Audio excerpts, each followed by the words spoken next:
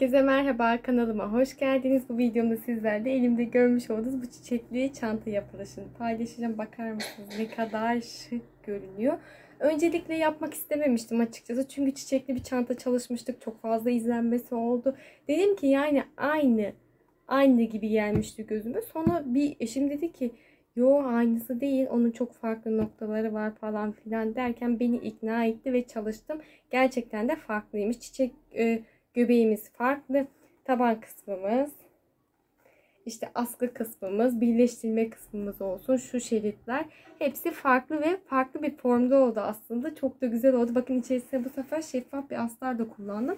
Çünkü modelde bu şekildeydi. O da bunun kalıp gibi, böyle sepet gibi durmasını sağlıyor. Bakar mısınız? Gayet ideal boyutta. Çok güzel oldu. Çok şık bir çanta oldu. Şimdi ben modelle birebir aynı çalışmaya çalıştım. Bu arada dünyaca ünlü bir markaya ait bir çanta. Hatta çok yüksek, böyle uçuk bir fiyatı var. Gördüğünüzde inanamayacaksınız. Yazacağım zaten ne kadar olduğunu. Sadece buradaki yeşilin aynısını bulamadım. O kadar çok aradım ki, internette de aradım. Ama yok, demek ki çok kullanılan bir yeşil değil. Siz buluyorsanız eğer o yeşili kullanın, mutlaka daha güzeldi. Ama bence bu şekilde de gayet güzel oldu. Ayrıntılı bir şekilde bahsedeceğim nasıl yapacağımızı. Bunun için kağıt ipler kullandım. Hatta şurada mı? Yokmuş. Kağıt ipler kullandım ama tamamını kullanmadım. Mesela şu krem rengim, krem diyorum ama onu ismi de kırık beyaz mıydı acaba, tam da emin değilim ama ondan 180 gramdı. Hala elimde böyle küçük bir yumak var. Yeşilim 200 gramdı. Hala elimde var. Yani uygun maliyetli yapmış olduk. İçindeki plastik de böyle muşamba deniliyor sanırım. O bende vardı. O yüzden onun içinde bir maliyet oluşturmadı. Onu da tuhafiyelerde bulabilirsiniz. Hatta bu arada bu aralarda mevsimle alakalı sanırım. Buradaki tuhafiyelerde her yerde var, karşıma çıkıyor ya da benim dikkatimi çektiği için şu anda fark ediyorum. O yüzden her yerde var. Tuhafiyede de alabilirsiniz, internetten de alabilirsiniz. Hatta benim plastik birazcık kalın geldi. Ama daha ince varsa onu tercih edebilirsiniz. Bu masa örtüsü olarak geçiyor. Metrelik satılıyor. Ölçülerinden de bahsedeceğim. Az bir miktarda olması yeterli olacak.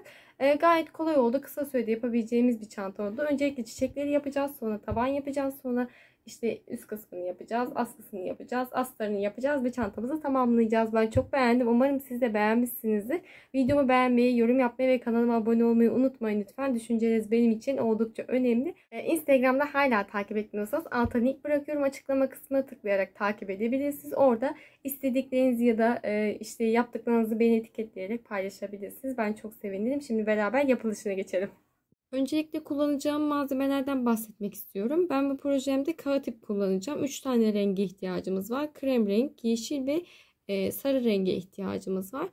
Orta kısmı böyle çok minik bir kısım olduğu için elimde olan koton ipi kullanacağım. Ekstra kağıt ip almak istemedim açıkçası. Şimdi bu krem rengim 180 gram. Yeşil rengim ise yaklaşık 220 gram olması gerekiyor. Dediğim gibi koton ip de elimde olan ipimdi. Herhangi bir ip tercih edebilirsiniz ya da yeni alacaksanız artık hani kilogram olarak satıldığı için en küçük kilogram olanı tercih edebilirsiniz. Ve ben 4 milim tığ kullanarak örgümün başlangıcını yapıyorum. Şimdi şöyle diğer renklerimi kenara alacağım. Şimdi koton ip kağıt ipe göre birazcık ince olduğu için çift kat yaparak örgüme başlangıcını yapacağım. Dediğim gibi sadece orta kısmında kullanacağım için bunu tercih ettim. Şu şekilde tığımı yerleştirdikten sonra birkaç kez döndürüyorum. İpimi çektim. Çekemedim. İpimi çekip sihirli halkamı yapıyorum. Bir tane zincir çektim. Halkanın içerisine döndüm. Halkanın içerisine döndüm. Tek seferde çekerek bir tane sık iğnemi yaptım. Zincirle beraber 2 tane sık iğne yapmış oldum. Devam ediyorum. Tekrar battım. Bir tane daha sık iğnemi yaptım. 3 tane oldu. 4 5 6 tane sık iğnemi yaptıktan sonra ipimizi çekiyoruz. Şöyle arka tarafa alacağım.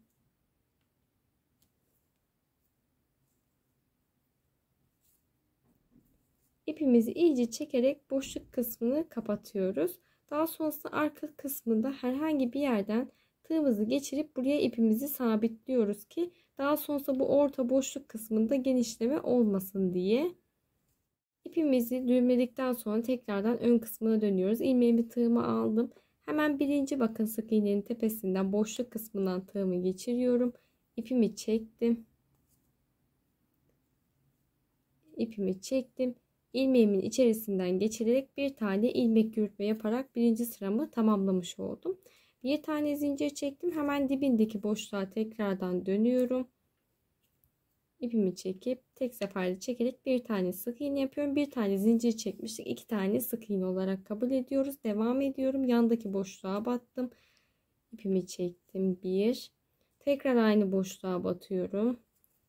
Çekiyorum. 2 tane sık iğnemi yaptım. Yandaki boşluğa batıyorum. İpimi çektim.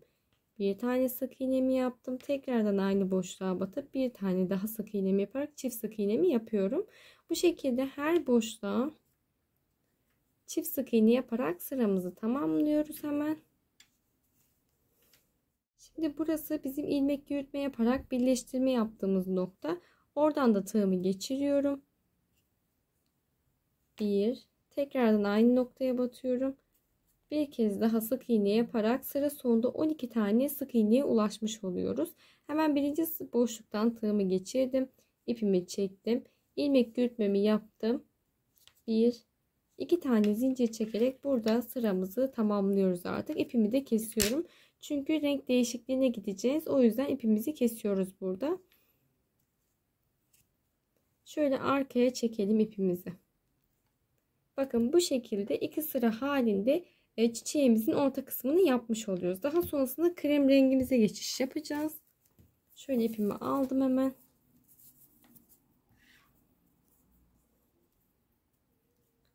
Bir tane zincir çekerek başlangıcımı yaptım. Daha sonrasında bu ipi kestiğimiz kısım var ya, şurada hemen arkaya doğru ipimizi çekmiştik şurada. Arkaya döndürüyorum. Hemen şöyle birinci noktadan şöyle bakın arkadan tığımla birazcık genişletmem gerekiyor. Çünkü birazcık sıkı oluyor. Bakın burada arkada şöyle ilmeğimiz var. Bakın görebildiniz mi? Burası bizim üstteki boşluk kısımlarımız. Bakın başak şeklinde duruyor. Buradan değil. Örgümüzün arka kısmında böyle bir tane ilmeğimiz var. Bakın şu yanda, şu yanda, şu yanda şeklinde var. Bunu genişlettim ki rahatlıkla tığım girebilsin diye. Daha sonrasında şöyle üstten aşağıya doğru tığımı geçirdim.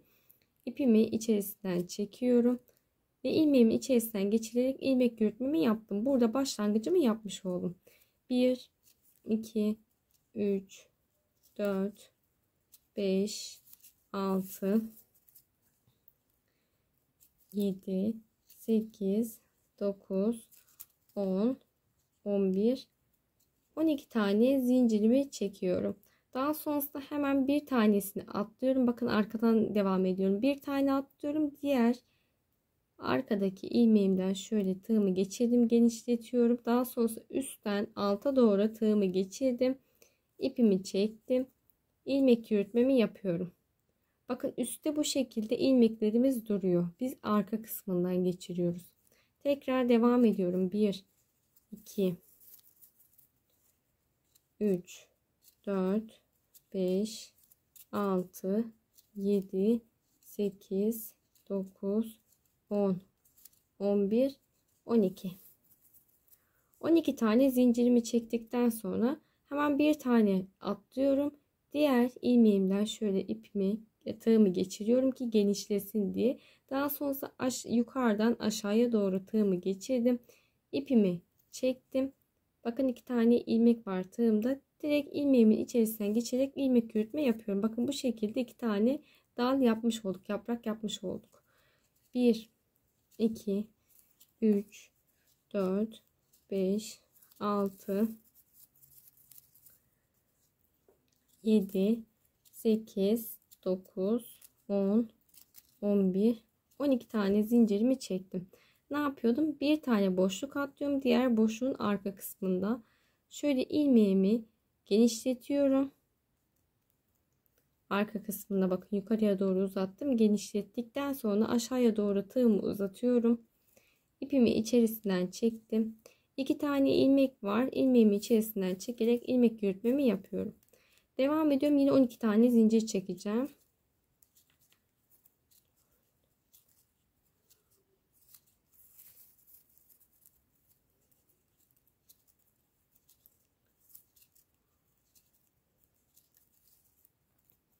Hemen bir tane ilmek atlıyorum. Diğer ilmekten şu şekilde tığımı geçirdim. Genişletiyorum. Yukarıdan aşağıya doğru tığımı geçirdim. İpimi çektim. İlmeğimin içerisinden geçirerek ilmek yürütmemi yaptım. 1. Devam ediyorum şimdi. 2, 3, 4.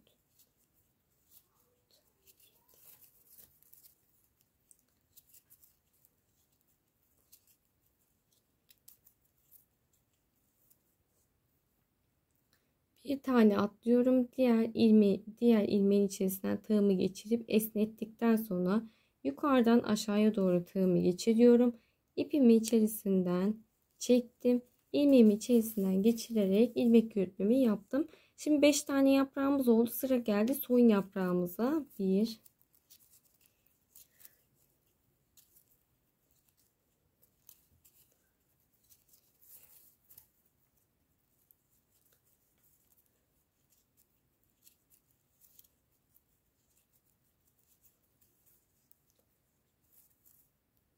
son bakın burada zaten bir tane ilmeğimiz kalıyor. Bir tane başlangıç yaptığımız ilmeğimiz var. Şu ipimi şöyle arkaya çekeyim. Başlangıç yaptığımız ilmeğin içerisinden birinci yani ilmek yürütme yaparak başladığımız nokta var ya, oradan tığımı geçiriyorum. İpimi çekip ilmek yürütme yapıyorum. Bakın son boşluğumu ilmek yürütme yaparak başlangıç yaptığım noktaya batmış oldum. Burada birleştirmiş olduk ve toplamda bakın bu şekilde gözüküyor. İlk başta gözünüzü korkutmasın, biçimsiz duruyor. 6 tane yaprağa ulaşmış oluyoruz. Daha sonrasında hemen bakın şuradaki yaprağımın içerisine batarak başlangıcımı yapıyorum. Hemen yandan böyle sığımı geçirdim. İpimi çektim. Bir tane sık iğne yaparak başlangıcımı yaptım. Devam ediyorum. Şimdi sık iğne yaparak 2, 3, 4, 5, 6, 7, 8 tane sık iğne de tam orta kısmına geldim. Hatırlarsanız daha önceki videolarımda bir tane bu şekilde çiçekli çantamız var. Benziyor zaten. Sadece böyle küçük farklılıklar var diyebiliriz. Onu da bu şekilde yapmışım. Toplamda ben 16 tane sık iğne yapıyorum. Bu benim belirlediğim bir sayı. Hani illaki 16 olmak zorunda değil. 7 7 14 olabilir. 6 6 12 olabilir. Ya da daha fazla sık iğne de olabilir. Ama ben bakın 8 tane sık iğne ile tam orta kısmına geldim. Devamında da 8 tane sık iğne yapmaya çalışıyorum. 9, 10, 11, 12, 13, 14, 15 ve 16 tane sık iğne yaparak tamamlamış oldum. Bakın bu şekilde 8 şöyle tuttuğumda sol oluyor. 8 bu tarafa 8 bu tarafa yaptım. Tam orta kısmına kadar ilerlemiş oldum. Toplamda da 16 tane sık iğneye ulaşıyoruz. Şimdi diğer yaprağa geçişimizi şu şekilde yapıyoruz. Direkt içerisine batıyorum. Boşluğun. İpimi çekiyorum. Ve bir tane sık iğne yaparak yandaki yaprağın başlangıcını yapıyorum. Devamında sık iğne yapmaya devam ediyorum. 1, 2, 3, 4, 5, 6, 7, 8. Bakın yine 8'de ortaya kadar geldim. Artık benim elim alıştığı için belki de devam ediyorum. 9, 10, 11, 12, 13, 14, 15 ve son sık iğnem 16 tane sık iğne yaparak yaprağımı tamamladım. Nasıl başlangıç yapıyorduk yandaki yaprağımıza? Direkt bakın içerisinden şöyle boşluğun içerisinden tığımı geçiriyorum. İpimi çektim ve sık iğnemi yaparak yandaki yaprağın başlangıcını yaptım. Şimdi devamında hep aynı şekilde yapacağımız için yeterli olacağını düşünüyorum. Şimdi her yaprağa 16 tane sık iğne yaparak sıra sonuna kadar ilerleyip geliyorum hemen. Şimdi ben tüm yapraklara sık iğne yaparak ilerledim. Geldim, bakın tam sıra sondayım yani. Başlangıç noktamızın olduğu yerdeyim. Burada ilmeğimizi bırakıyoruz artık. Tığımı şöyle arkadan geçiriyorum. Bakın tam dip noktasından geçirdim. İlmeğimi pardon tığımın ucuna takıyorum. İpimi arkaya çekiyorum. Çekemedim. Arkaya çekiyorum. İlmeğim şu an arka kısımda. 2 tane zincir çekiyorum. Ve burada keserek artık çiçeğimizi tamamlamış oluyoruz. Bakın bu şekilde biçimsiz gözüküyor. Şimdi sizde de hani ilk yaptığınızda bu şekilde gözüktüğünüzde gözünüz korkmasın. Bunu ütüleme yaptıktan sonra düzelecek. Zaten şu şekilde elimizle de düzelttiğimizde şekil alabiliyor yani. Bakın şöyle düzelteyim hatta bir yandan sizinle konuşurken. Tabii en son birleştirmeden önce de ütü yapmayı düşünüyorum. Üstten birazcık ütü yapmak gerekiyor. Bakın. Şöyle tuttuğumda gayet güzel bir çiçek oluyor. Şimdi bunun ölçüsünü vermek istiyorum sizlere. Fikir olması açısından. Bir tane çiçeğimin ölçüsünü vermek istiyorum. Şuradan bakın diğer uca kadar ölçtüğümüzde 11 santim uzunluğunda. Şöyle elimizde tuttuğumuzda da bu şekilde gözüküyor. Şimdi toplamda bundan 18 tane yapıyoruz. Şimdi ben öncelikle bu orta kısımlarını yaptım. Hepsini yaptım. 18 tane yaptım. Daha sonrasında ise hepsinin şu kenar kısımlarına giderek çiçekleri bu şekilde devam ettirdim.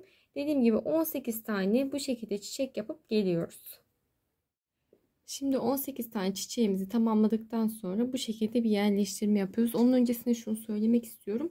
Bu çiçeklerin ütülenmiş hali. Bakın gayet dümdüz gözüküyor. Ben direkt bu şekilde üstünden ütü yaptım. Ve düzleşmiş oldu. Örerken hatırlarsanız bu kadar düz değildi. Bakın kalıp şeklinde şu an dümdüz duruyor çiçeğimiz. Bana soruyorsunuz çünkü sizin çiçekleriniz daha düzgün olmuş. Nasıl bu şekilde düzgün oluyorsunuz diye. Mutlaka bu birleştirme işlemine geçmeden önce ütülemeniz gerekiyor. Birleştirme işleminden sonra çünkü aynı formu elde edemeyebiliriz. Ütüleme işlemini yaptıktan sonra ben bu şekilde bir yerleştirme yaptım. Öncelikle bunlar şöyle yarım olacak olan çiçeklerimiz. Bakın önde bizim göreceğimiz 2 tane çiçeğimiz var. Fotoğrafı incelediğimizde önde 2 tane çiçeğimiz var. Ben şu şekilde yerleştirme yapıyorum. Direkt bakın arka kısmı için olan çiçeklerini alta koydum. Üst kısım için olanları üste yerleştirme yaptım ki hani böyle yeri belli olsun diye. Siz de bu şekilde bir yerleştirme yapabilirsiniz. Dediğim gibi 2 tane önde ortada çiçeğimiz var. Bunlar şöyle yanlara gelecek. Yarısı arkada, yarısı önde olacak. Yarım çiçek. Ve sadece bakın burada şu şekilde bir yerleştirme yapmanız gerekiyor. Alta sabitleme yapacağız. 2 dal alta düz gelecek şekilde. Bakın 2 tane dal altta bıraktım. Yanlarda ise bir tane yaprak, bir tane yaprak, bir tane yaprak birleştirecek şekilde bir yerleştirme yaptım. Bakın buradan birleştireceğim. Buradan birleştireceğim. Buradan birleştireceğim şeklinde.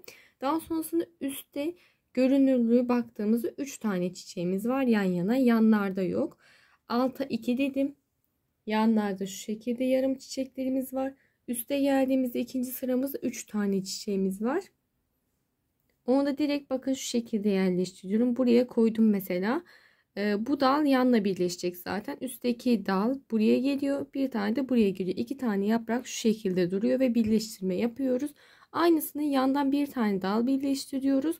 Daha sonra altta ise 2 tane yaprak birleştirme yapıyoruz. Bakın tam ortasına yerleştiriyorum şu şekilde, dikkat ederseniz.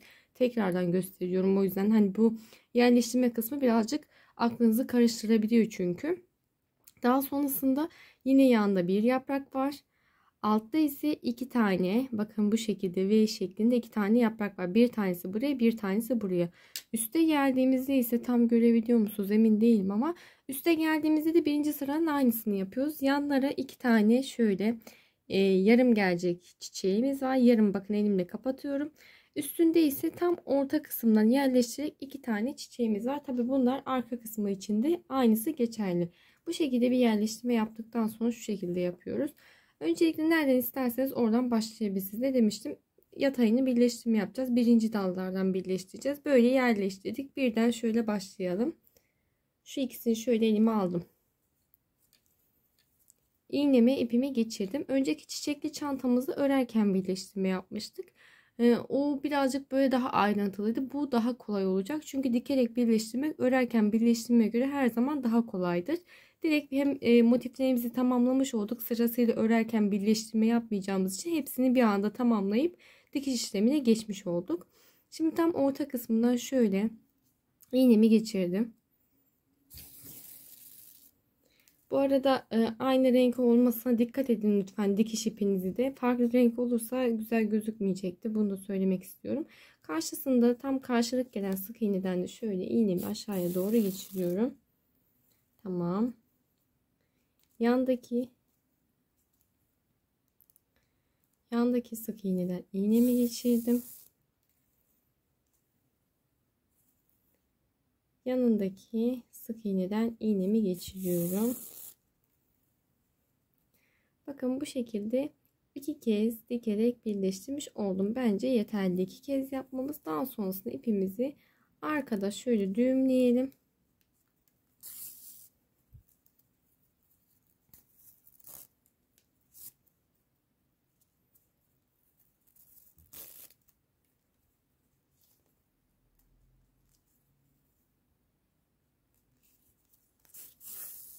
Şöyle bir yerinden geçiriyorum ki hani görüntü olarak da güzel gözüksün, kaybedelim diye. Daha sonra şöyle kestim. Bakın 2 dal birleştirme yapmış olduk. Hemen şöyle yerine koyalım bunu, aklımız karışmasın. Altta 2 tane dalımız kalıyor. Bunları da unutmayalım. Çünkü birazdan tabana geçiş yapacağız. Birleştirme işlemini tamamladıktan sonra. Şimdi yanındakine geçiyoruz. Şöyle ipimi düğümledim. Yandaki şu tek dal birleştirme yapacağız. Şöyle elimize aldık.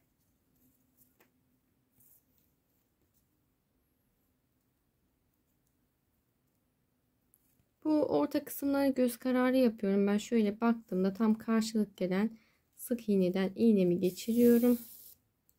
Aynı şekilde diğer taraftan da karşılık gelen sık iğneden geçiriyorum. Hani bunun sayısı çok önemli değil diye düşünüyorum. Çünkü tek tek saysak da fark etmeyecek. İsterseniz sayabilirsiniz. Ama göz kararı zaten en tepedeki sık iğneden dikiş işlemimizi gerçekleştirerek de sabitleyebiliyorsunuz. Yine 2 tane sık iğneden birleştirme yaptım. Bakın bu şekilde.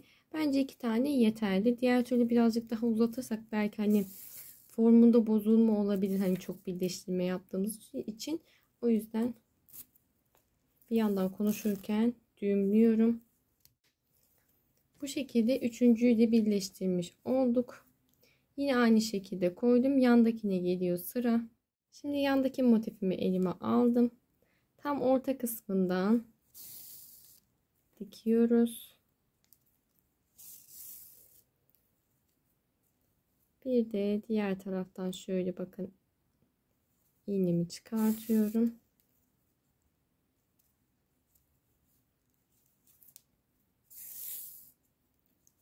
Yine aynı şekilde dikiş işlemi gerçekleştirdim. İpimizi düğümleyelim arkadan. Daha sonrasında keselim hemen.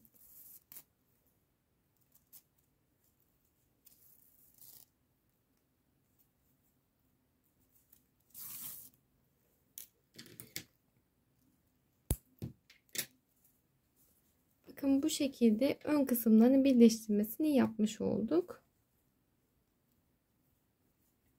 Şimdi arkaya doğru birleştirme yapacağız. Bunlar yanda demiştim ya, arkada da bakın bunun arkasında 2 tane çiçeğim bekliyor zaten. Şimdi şöyle dönüşümüzü sağlayalım. Hemen bakın buradaki çiçeğimi aldım. Altta şöyle biraz kaydırmam gerekiyor.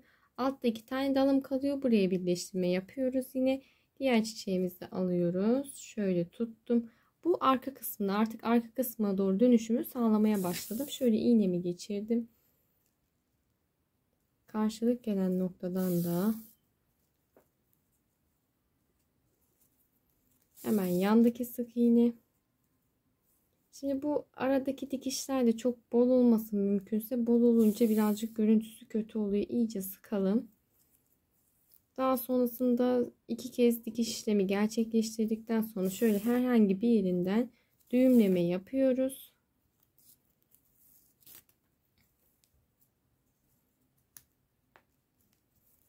Ve ipimizi şöyle sık iğnenin içerisinden yürütelim bir kez.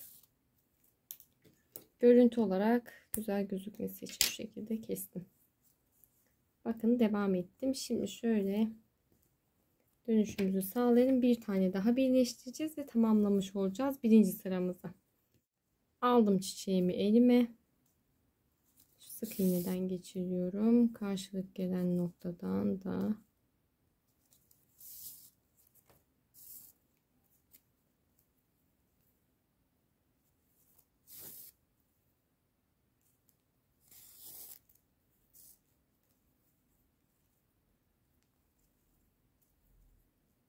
düğümleyelim. Diktikten sonra gayet kolay değil mi sizce de? Bakın hemen bitiyor dikiş işlemi.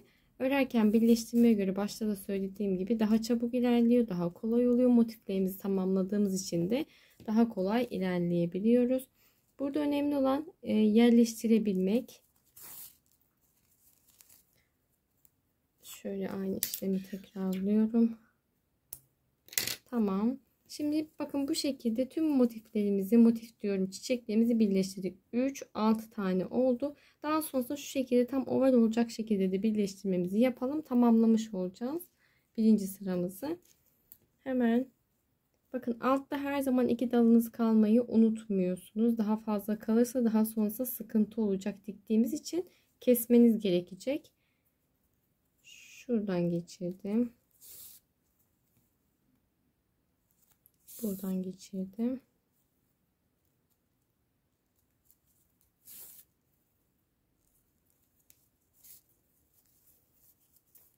Şimdi burayı da sabitledim.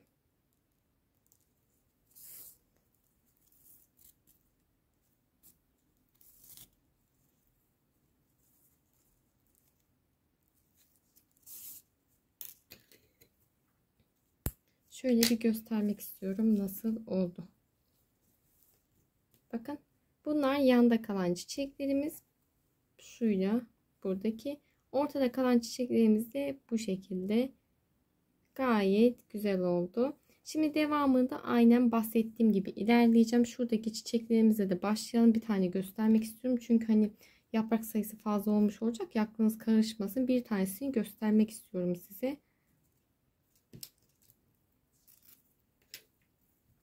Hemen bakın buradaki çiçeğimi aldım. Bu şekilde tuttuğumuzda zaten ne oluyor? Hangi dallardan birleştirme yapacağımız belli oluyor. Bir tane burada, bir tane buradan birleştirme yapacağız. Hemen şöyle alıyorum. Yine aynı şekilde yapıyoruz. Ekstra farklı bir şey yok. Altta da çünkü 2 tane dalımız boşta kaldı. Bakın şurada 2 tane dalımız var ya, onlarda da tabana doğru birleştirme yapacağımız için boşta kaldı. Üstte diye o 2 dallarımız, alttaki 2 dalı da alttaki sırayla birleştirmiş oluyoruz. Mantık bu şekilde.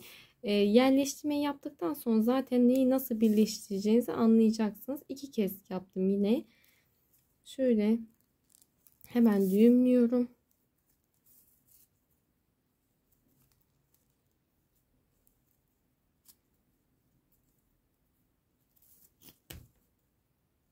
İpim koptu. Neyse ki düğümlemiştik. Tamam. Diğer yaprağa geçelim şimdi.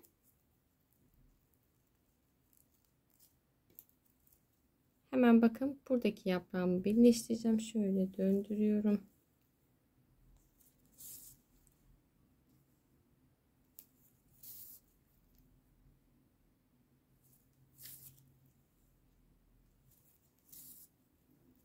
Bakın 2 tane birleştirme yaptım. 2 tane sık iğneden dikiş işlemi gerçekleştirdikten sonra keseceğim ipimi. Düğümlüyorum hemen.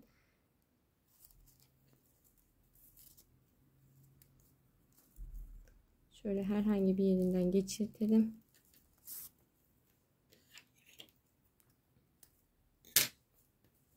Şimdi burada bu şekilde düğümleme yaptıktan sonra bir tane demiştim ama bir tane daha göstereceğim. Çünkü onda 3 tane birleştirme yapacağız. İkinci çiçeğimizde onu da göstereyim. Aklınız karışsın istemiyorum. Böyle aklınızda herhangi bir soru işareti kalsın istemiyorum açıkçası. Hemen ikinci yaprağıma geldim. Çiçeğime geldim, yaprağıma diyorum. Bu şekilde tuttuğumuzda görüntü oluştu zaten. Bir tane buradan, 2 tane de taban kısmında var. Bunda yanda yoktu. Yandaki motifimiz olmadığı için Şimdi ikincide ise yandan birleştirme yapıyoruz. İlk yandan birleştirmesini yapalım. Daha sonra alttaki yapraklarından birleştirme yapalım. Hemen şöyle dikiyorum.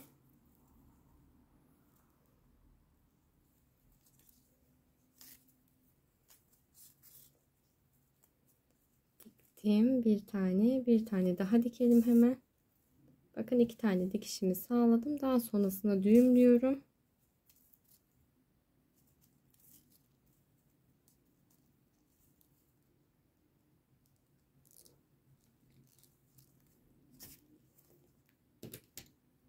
Kestim.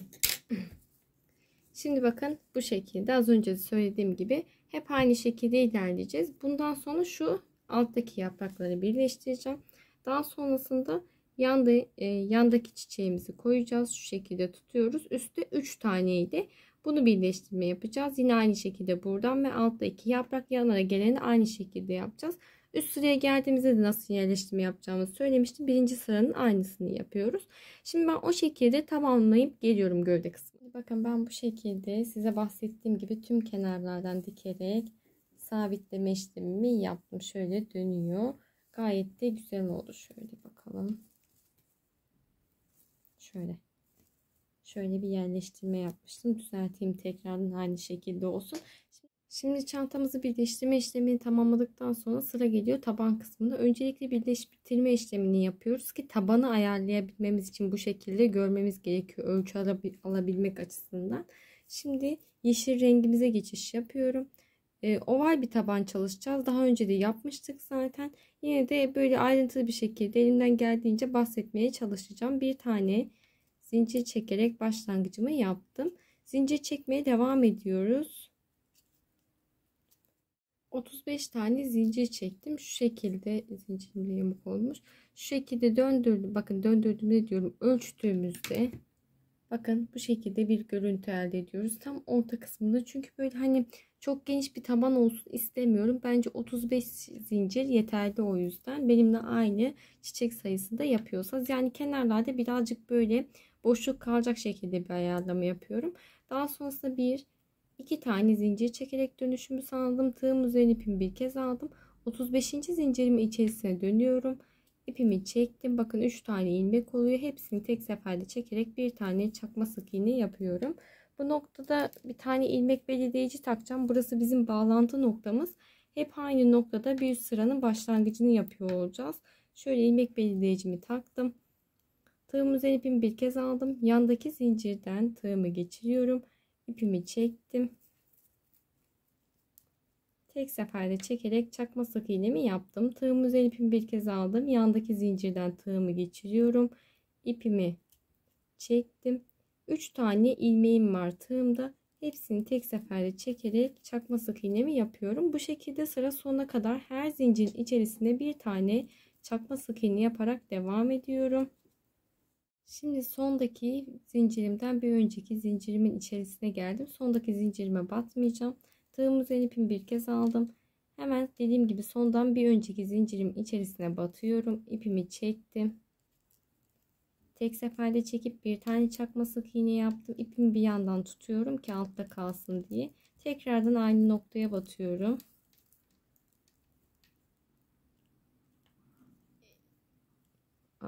Çekemedim.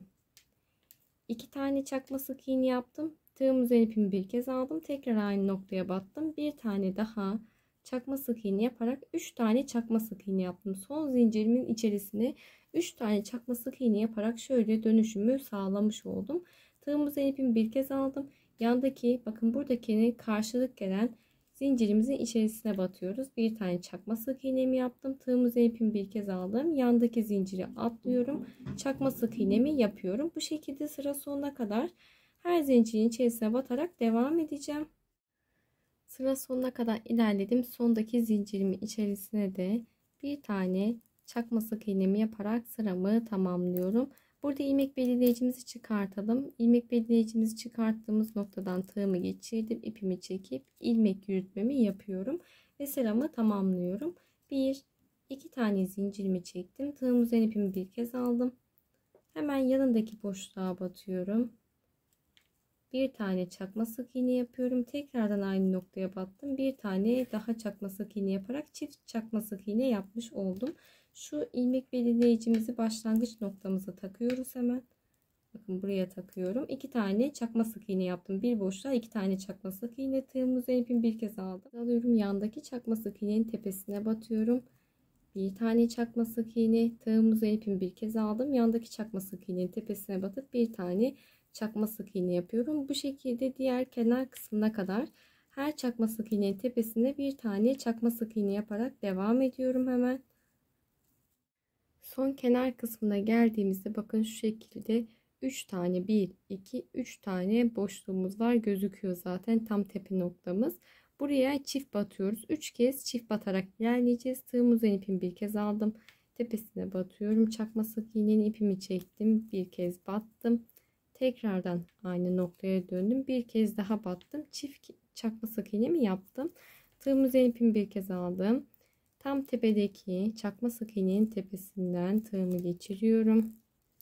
İpimi çektim. Çakma sık iğnemi yaptım. Tekrardan aynı noktaya batıyorum. İpimi çekip çakma sık iğnemi yapıyorum. 2 tane yapmış oldum. Şimdi yandaki bir, tekrardan aynı noktaya döndüm. Bir kez daha batarak çakma sık iğnemi yaptım. Toplamda 2 4 6 tane çakma sık iğne yaparak dönüşümüzü sağlamış olduk. Tığımızın ipimi bir kez aldım. Yandaki çakma sık iğnenin tepesine batıyorum. Bir tane çakma sık iğne yapıyorum. Bu şekilde diğer kenara kadar her çakma sık iğnenin tepesine bir tane yaparak sıramızı tamamlıyoruz. Şimdi diğer kenar kısmıma kadar her boşluğa bir tane çakma sık iğne yaparak ilerledim geldim. Burada bakın ilmek yürütme yaptığımız nokta var. Bir tane de boşluğum var. Buraya şu şekilde yapıyorum. Tığımızı ipimi bir kez aldım. Yandaki çakma sık iğnenin tepesine battım. Bir tane yaptım. Tekrardan aynı noktaya dönüyorum. Bir kez daha çakma sık iğnemi yaptım. Tığımızı ipimi bir kez aldım. Yandaki ilmek yürütme yaparak bir üst sıraya geçtiğimiz noktaya battım. Bir tane çakma sık iğne yaptım. Tekrardan aynı noktaya batıyorum. Çift çakma sık iğnemi yaptım. Bakın 2 4, bir tane de bu tarafta vardı. 6 tane çakma sık iğneye ulaşmış olduk. Diğer tarafta da 6 tane çakma sık iğne yapmıştık zaten. Eşit olmuş oldu. Şimdi ilmek yürütme yaptığım noktadan şöyle tığımı geçirdim. İlmeğimi içerisinden geçerek ilmek yürütmemi yaptım. 1 2 tane zincirimi çekerek başlangıcımı yapıyorum. Tığımızın ipimi bir kez aldım. Hemen dibindeki boşluğa batıyorum. Bir kez battım. Tekrar aynı boşluğa döndüm. Bir kez daha batarak 2 tane çakma sık iğnemi yaptım. Buraya tekrardan ilmek belirleyicimi takıyorum hemen. Tığımızın ipimi bir kez aldım. Bakın burası bizim çift battığımız nokta. Onun tepesine geliyoruz. Bir tane çakma sık iğne yaptım. Tekrardan aynı noktaya geliyorum. Bir tane daha çakma sık iğne yapıyorum. Bir iki kez çift çakma sık iğne yaparak başlangıcımızı yapmış olduk. Devamında her çakma sık iğnenin tepesine bir tane çakma sık iğne yaparak sıramızın sonuna kadar ilerliyoruz hemen. Diğer kenar kısmına kadar ilerledim. Bakın burada ilk çift çakma sık iğne yaptığımız noktaya kadar ilerledim. Belli oluyor zaten 2 4 6 tane yapmıştık. 3 boşluğa yapmıştık yani. Tığım üzerine ipimi bir kez aldım. Çift battığımız noktaların tepesine çift batarak ilerleyeceğiz. Bir tane çakma sık iğnemi battım. Tığım üzerine ipimi bir kez aldım. Tekrardan aynı noktaya döndüm. 2 kez çakma sık iğnemi yapmış oldum.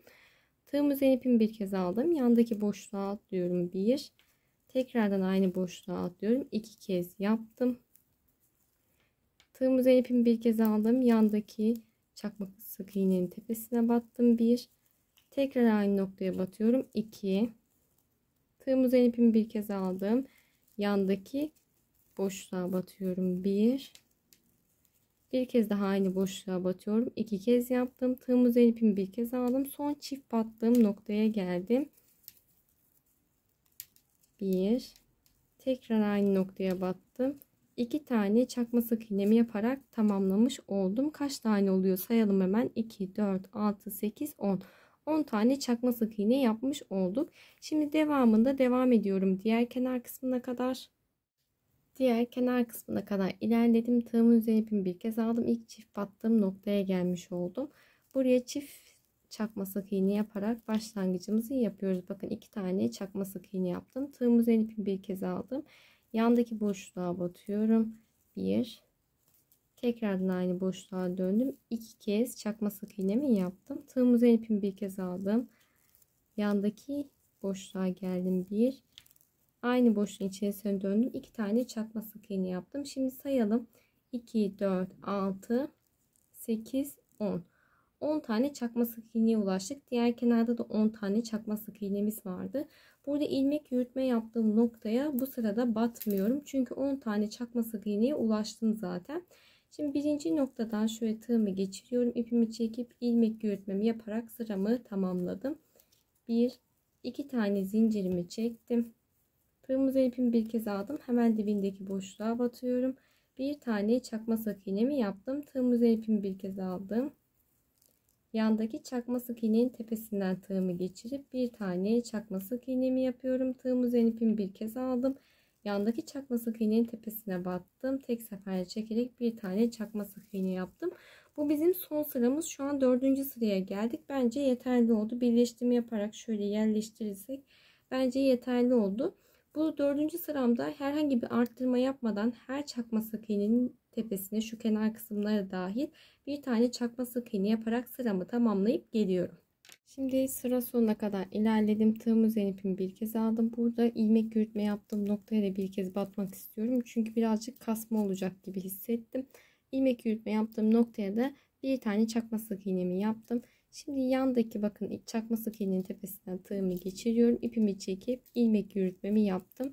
Ve 1, 2 tane zincirimi çekerek artık taban kısmımı tamamlıyorum burada.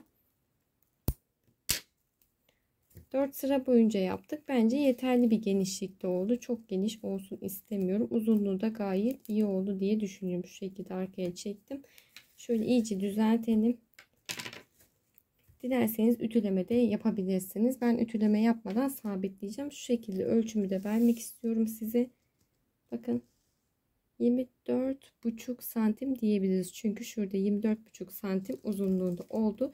Şu şekilde tuttuğumuzda da bakın bu kenardaki şöyle yaprakları içeri döndürerek sabitlemeyi düşünüyorum. Şimdi sıra geldi taban kısmı ile gövde kısmını birleştirme. Yine dikerek birleştirme yapacağım. Bakın bu şekilde birazcık ona göre küçük bıraktık taban kısmını. Özellikle bu şekilde bıraktım.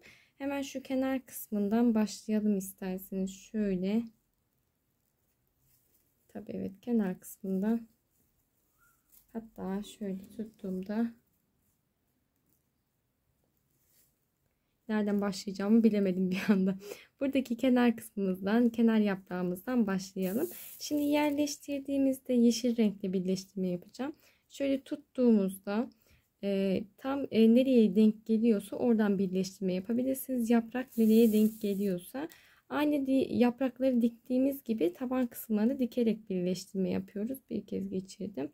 Hemen yandan çıktım şöyle.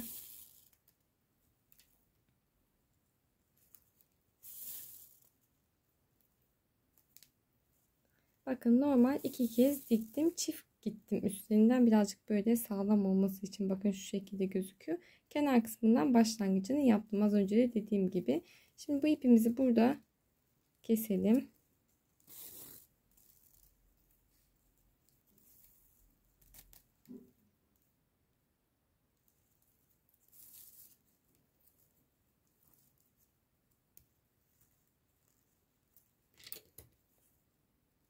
Şimdi hemen diğer yaprağı da birleştirelim. İki kenarı birleştirelim bence. Daha sonrasında diğer gövde üstteki hani kenar kısımları değil de orta kısımlarıyla ayarlaması kolay olacak diye düşünüyorum. Şuradan şöyle kenar kısmına şöyle yerleştirirsek tamam. Bakın şu şekilde tuttum, birazcık bombeli şeklinde tuttum. Çok geniş olmasın diye kenar kısmı. Birazcık böyle bitişik dikmek istiyorum açıkçası. Ayarladıktan sonra nasıl dikeceğimi dediğim gibi aynı şekilde dikiyoruz. Bir kez ya da 2 kez fark etmiyor. Hemen şöyle yandakine geç. Aynı şekilde dikerek burayı da sabitledikten sonra düğümlüyoruz.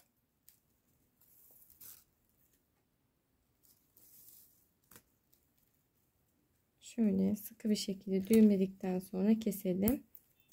Şimdi bakın tam kenar kısmına bu iki dalı birleştirme yaparak şöyle sabitlemiş oldum. Az önce de bahsettiğim gibi şimdi diğer iki kenarımın birleştirmesini yapacağım. Şuradaki bakın şöyle yerleştirip buradaki şöyle tutalım, hatta daha iyi gözüküyor. Buradaki iki dalımızın birleştirmesini yapacağız. Daha sonrasında ise eşit dağılacak şekilde şu üst kısımların birleştirmesini yapacağız. Önemli olan iki uç kenarın birleşmesi. O yüzden ilk bu kısımların birleştirmesini yapıyoruz.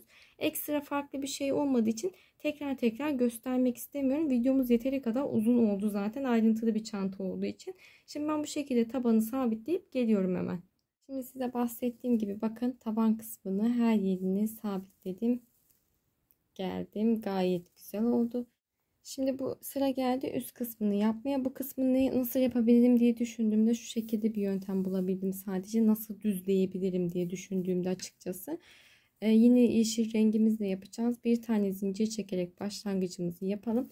Öncelikle şu aradaki boşluk kısımlar var ya, bu kısımları düzlemeye karar verdim. Onu da şu şekilde yapacağım.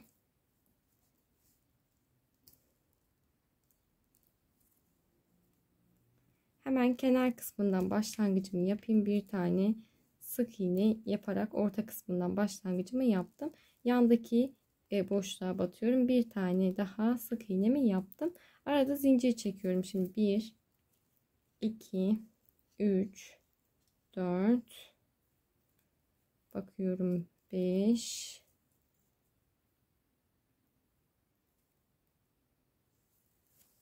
şöyle baktığımızda 5 tane zincir yeterli. Çok fazla olmaması gerekiyor. Yoksa çok fazla genişleme yapar, geniş durur diye. 5 tane zincir çektikten sonra yandaki bakın yaprağı atlıyorum. Tepesinde tam orta kısmından tığımı geçirdim. Bir tane sık iğnemi yaptım. Yandaki sık iğnenin tepesine atlıyorum. Bir tane daha sık iğne yapıyorum. Bakın bu şekilde bir atlama yaptım burada. Daha sonrasında hemen şu İki yaprak arasındaki boşluk için zincir çekiyorum. 1, 2, 3, 4,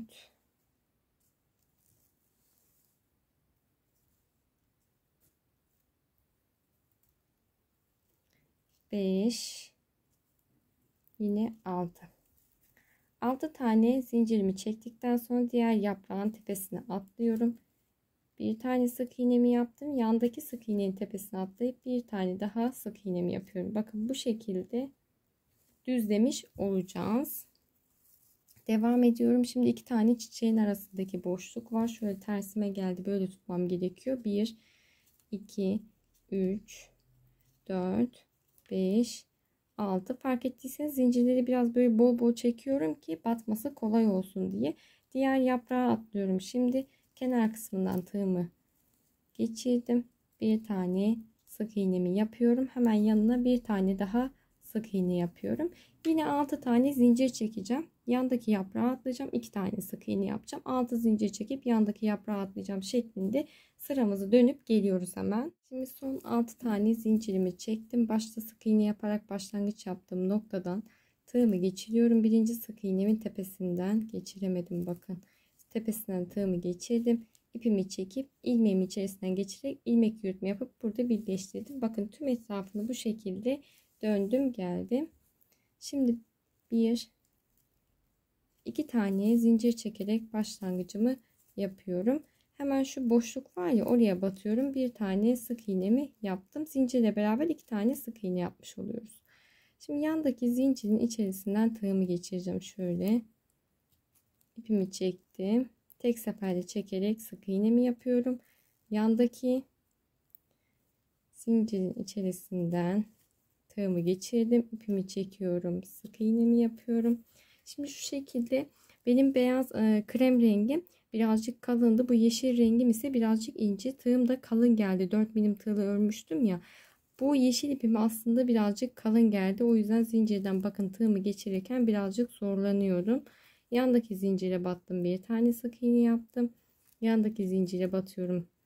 Sık iğnemi yapıyorum. Son zincirime geldim. Sık iğnemi yaptım. Hemen burada ikili trabzanın tepesine geliyorum. bir tane sık iğne yapıyorum. Diğer iki trabzanın tepesine de batıp bir tane ikili trabzan diyorum. Sık iğnenin tepesine batıp bir tane sık iğnemi yapıyorum. Şimdi yandaki zincire batıyorum. İpimi çektim. Tek seferde çekip bir tane sık iğne yapıyorum. Yandaki zincire battım. Sık iğnemi yaptım. Yandaki zincire batıyorum. Sık iğnemi yapıyorum. Yandaki zincire atladım. Sık iğnemi yaptım.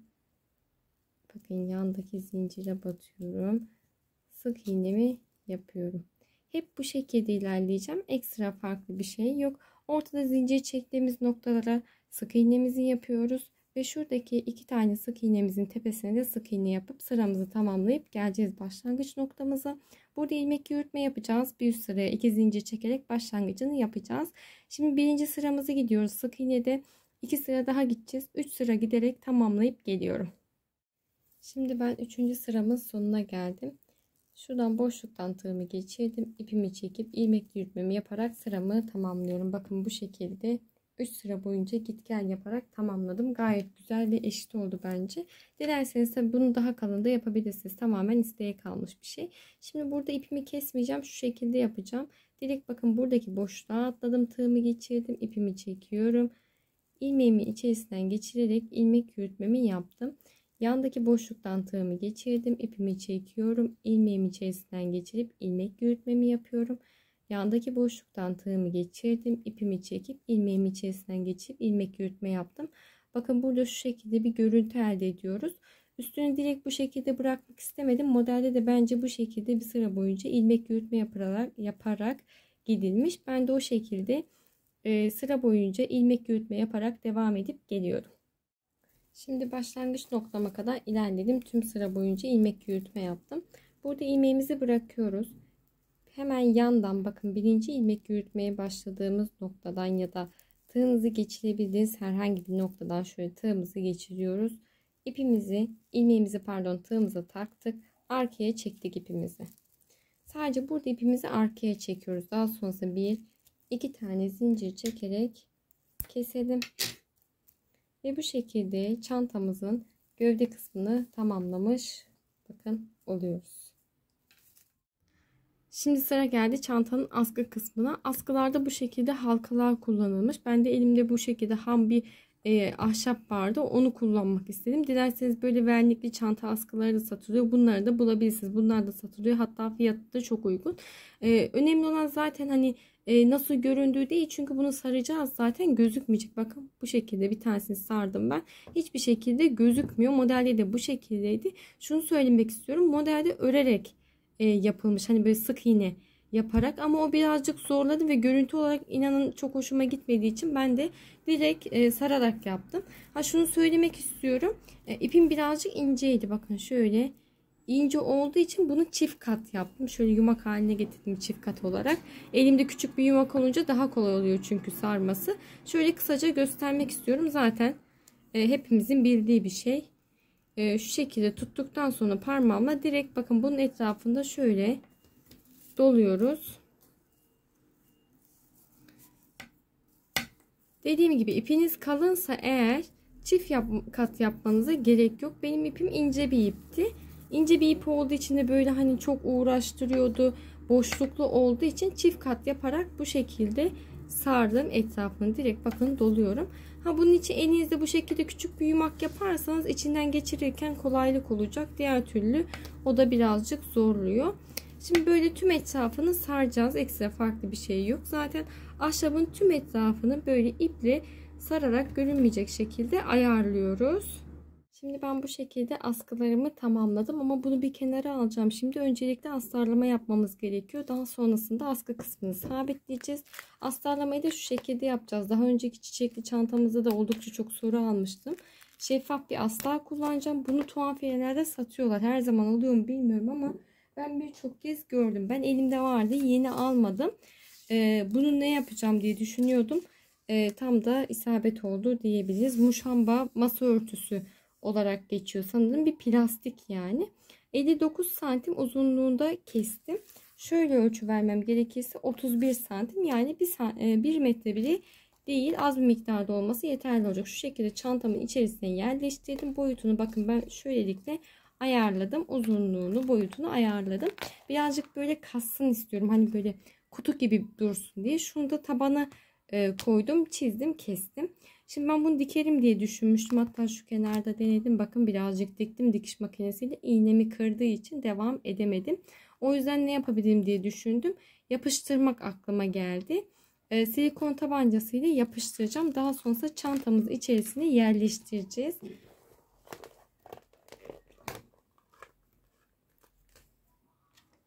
Şöyle tabancam ısındıysa, ısınmış. Hemen şöyle kenar kısmından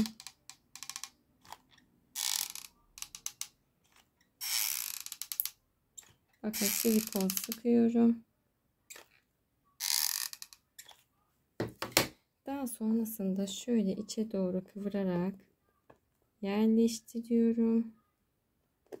Şeffaf olduğu için tam göremiyor olabilirsiniz. Ah, elim yaktım konuşayım derken. Şimdi şu şekilde iyice üstünden bastırıp yapışmasını sağlayacağım.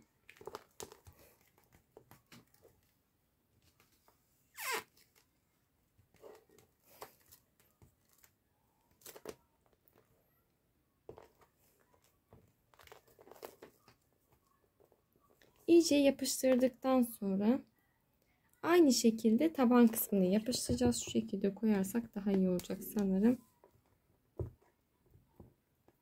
Taban kısmı biraz küçük mü? Çok azıcık farkı var. Onu da nasıl yapıştıralım? Taban kısmına silikonumuzu sıkalım.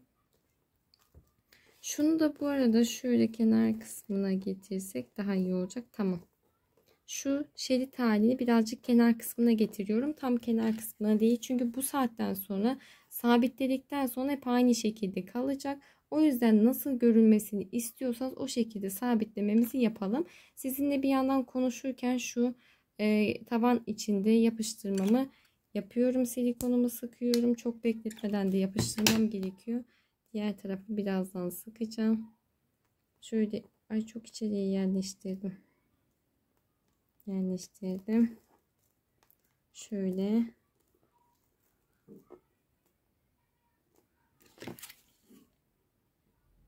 Şimdi şu kenardan da şöyle sıkalım.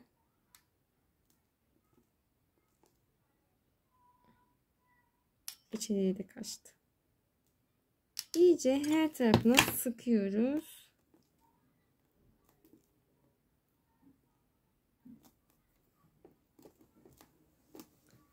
Şimdi bu içeride astar olarak kullanacağımız için çok önemsemedim görünüşüne. Hani silikonların görünüşünü çok önemsemedim. Tabi görünen bir kısımda olsa daha da dikkatli yapmak gerekiyor. Şu şekilde iyice sabitliyorum bakın astar kısmını.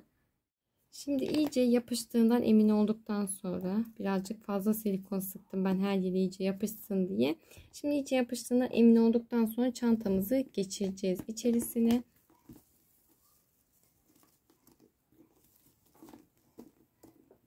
Birazcık zorlayacak. Çünkü dedim ya birazcık böyle sert hani kutu gibi bir formda olması için birazcık içindeki astarı uzun kestim.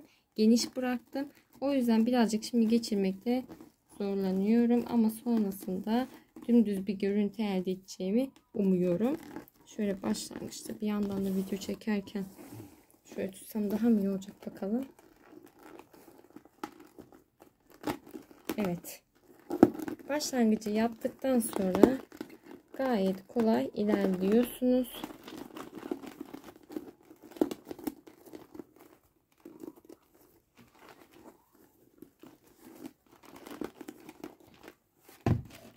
Şimdi ben bunu bakın şöyle dik bir şekilde ekrana tamamını sığdıramıyorum. Bu şekilde tamamen buna geçiriyorum. Şimdi bu fazlalığı dediğim gibi kesiyoruz. Bunu buraya sabitleyip ya da sabitlemek konusunda kararsızım. Belki hani şu üst kısmından birkaç kez yapıştırabilirim. Görüntü nasıl olur emin değilim. Ya da dikerek de sabitleyebilirim. Ama o konuda emin değilim. O yüzden şimdi bu şekilde bırakmayı düşünüyorum. Açıkçası zaten içerisinde sabit bir şekilde duruyor. Şöyle etrafını fazlalığı kestim. daha da kesilebilir sonrasında. Şimdi bu şekilde görüntü olarak gayet güzel duruyor ama şu kısmını belki işte sabitleyebilirim ya da şöyle taban kısmını, bakın şöyle taban kısmını sabitleyebilirim. Tam emin değilim o konuda. Bir de şu silikonları temizleyeceğim. Görüntü olarak pek güzel gözükmüyor. Onun dışında herhangi bir sorunumuz yok. Bunu dediğim gibi belki şuradan dikerek birkaç kere de sabitleyebilirim. Hani şöyle iğne yardımıyla dikebilirim de. Bu konuda pek emin değilim. Şimdi şu askı sabitlemeyi göstereceğim bir kez sizlere. Nasıl yaptığımızı. Daha sonrasında artık videomuzun sonuna geliyoruz. Şimdi şöyle tutuyoruz tam orta kısmına. Şöyle bir bakacağım tam orta kısmını. Orta kısmına askımızı yerleştirdikten sonra parmağımızda ben bunu dikerek sabitleyeceğim. Hemen şöyle bakın şuradan başlangıcımı, hatta şu askı kısmından başlangıcımızı yapalım ki ipimiz gözükmesin. Daha sonrasında yerleştirdiğimiz noktadan sık iğnelerin arasından geçireceğiz iğnemizi. Şimdi modelde şöyle bir sabitleyeyim. Şimdi modelde bu askı kısmını bu şekilde sarma yapılmamış. Sık iğne örgü gidilmiş ama o kısım birazcık bana zor geldi. Yani şöyle zor geldiden kastım böyle geniş olduğu için etrafı git gel yapmak birazcık zorladı. O yüzden ben bu şekilde hem görüntü olarak da güzel gözüktüğü için ve daha kolay olduğu için etrafını direkt ipleri doladım. Başta da bahsetmiştim zaten. O şekilde yaptım. Modelde sık iğne gidildiği için sanırım buraya yine bir ilmek yürütme ya da sık iğne tekniğiyle birleştirme yapılmış. Ama bence bu şekilde dikerek, tabi sağlam bir şekilde birkaç kez gideceğiz. Şimdi böyle göstermek için dikiyorum ama buraya iyice sabitlememiz gerekiyor. Şu an ben video çekerken zorlanıyorum. Size göstermek açısından birkaç kez şöyle devam ettim. Bakın. Bu şekilde bunu buraya sabitleyeceğim. Dediğim gibi birazcık zorluyor açıkçası yaparken çekmek. Şöyle gidip sabitleyeceğim. Daha sonrasında bir kez daha gideceğim. İyice sağlamlaştıracağım. Onun sonrasında diğer askımı da sabitleyeceğim. Hepsi bu kadar. Çantamın boyutundan da bahsetmek istiyorum. Gayet güzel, büyük bir çanta oldu. Aslında minik çalışmak istemiştim. Modele göre birazcık büyük oldu. O da sanırım benim çiçeklerimden kaynaklı. Hani sayılar tamamen bana ait olduğu için birazcık büyük oluyor. Ben de sanırım küçük çalışamıyorum. Elim sürekli büyüğe gidiyor. Şu şekilde çantamın genişliği bakın 29 santim. Şöyle ölçtüğümüzde 31 santim. Bunu da söylemek istiyorum sizlere fikir olması açısından. Ama böyle hani büyük diyorum da gayet ideal bir boyutta oldu aslında. Modeldeki küçüktü bence. Ben çok beğendim. Umarım siz de beğenmişsinizdir. Bir sonraki videoda görüşmek üzere. Hoşça kalın.